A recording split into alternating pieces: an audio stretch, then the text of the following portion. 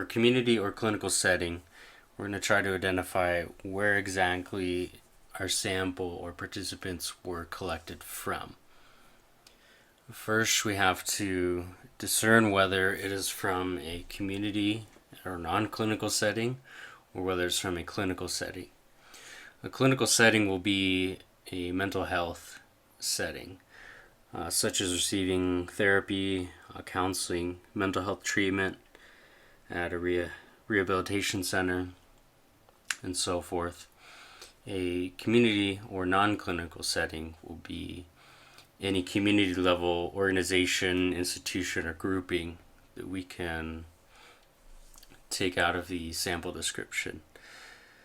This can be anything from school setting to hospital and so forth. Let's go ahead and take a look at these subsets.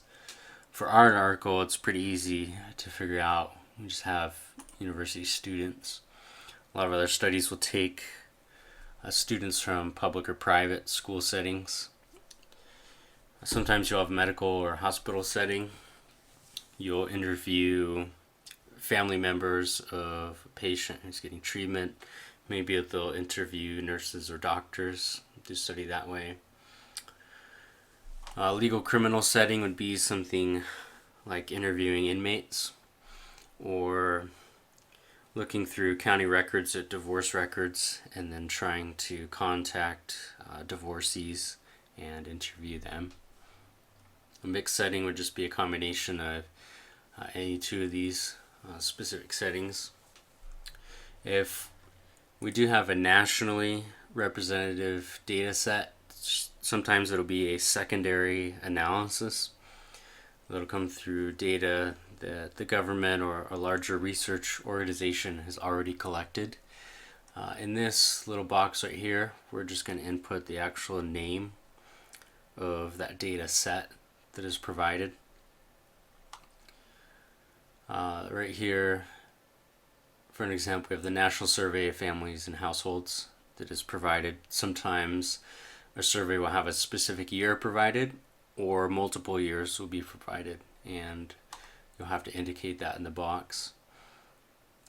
If there is another type of community sample on a community local level, then we need to try to identify which in this box if it doesn't fit in these categories. A lot of researchers will use mailing addresses to randomly select research participations in a specific zip code or use random digit dialing in a certain area code. Samples can be obtained other ways, such as members of some local government institution or any area local club and so forth. We'll just go ahead and look back and show you what the clinical subtypes will be. It's similar, so if we have a specific data set that the researchers used, we'll type it here in this box. Then we'll just have to try and identify which of these settings match our research participant setting in the article based on how the authors describe it. If you have trouble with this, just ask your TA.